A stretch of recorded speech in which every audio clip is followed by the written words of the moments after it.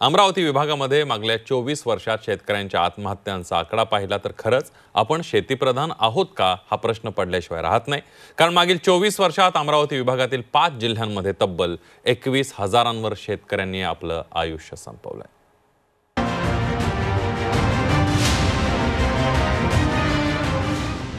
राज्यातील शेतकरी आत्महत्येसंदर्भातील धक्कादायक आकडेवारी समोर आली आहे। यामध्ये अमरावती विभागात मागील 24 वर्षात सर्वाधिक आत्महत्या झाल्याची बाब समोर आली आहे।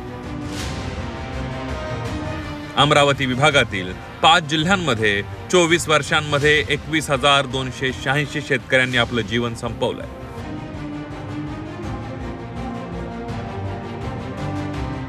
अमरावती विभागात 24 वर्षात 21,286 शेतकऱ्यांनी जीवन संपवलंय। अमरावती विभागामध्ये अमरावती, अकोला, वाशिम, बुलढाणा, यवतमाळ या 5 जिल्ह्यांचा समावेश आहे।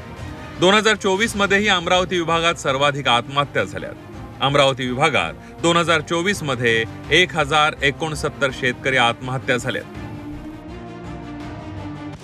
निसर्गाच्या लहरीपणासोबतच शेतमालाला योग्य भाव नसल्यानं शेतकरी टोकाचं पाऊल उचलतात।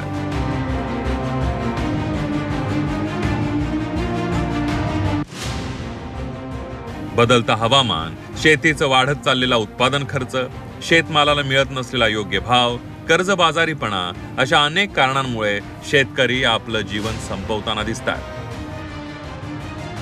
एका बाजूला उत्पादन खर्च प्रचंड वाढत चाललेला आहे, दुसऱ्या बाजूला बाजारामध्ये शेतीमाल विकून पैसा कमी यायला लागलेला आहे आणि ती जी तूट होते ती तूट भरून काढता काढता शेतकऱ्याचा जीव कासावीस होतो आणि मग आपल्या मुलाबाळांचं भवितव्य काय, आपलं भवितव्य काय या चिंतेपोटी शेतकरी आत्महत्या करतो। आणि कैलास नागरे सारखा एक माणूस चितेवर जात असताना, फाशी घेत आत्महत्या करत असताना त्यांनी ज्या मागण्या केल्या त्या संदर्भात कुठलीही सहानुभूती त्यांनी ठेवली नाही, किंबहुना स्वतःच जे आधी बोलले होते त्याचा त्यांनी विसर पडला आणि आता असं होऊ शकत नाही असं ते म्हणत आहेत।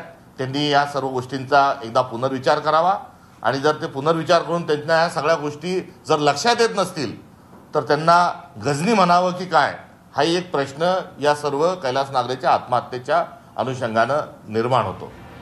एकंदरच शेतकरी आत्महत्येचा मुद्दा गांभीर्यानं घेण्याची गरज आहे।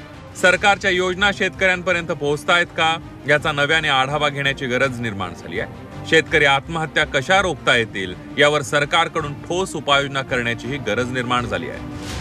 अनिवृद्ध दवाळे, झी 24 तास, अमरावती।